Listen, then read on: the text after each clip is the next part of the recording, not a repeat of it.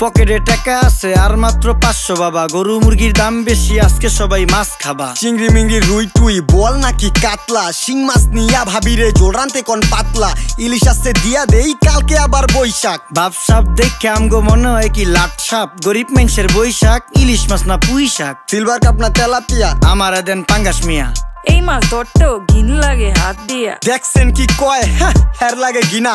বাজারের সব জিনিসই স্বর্ণের দামে কিনা।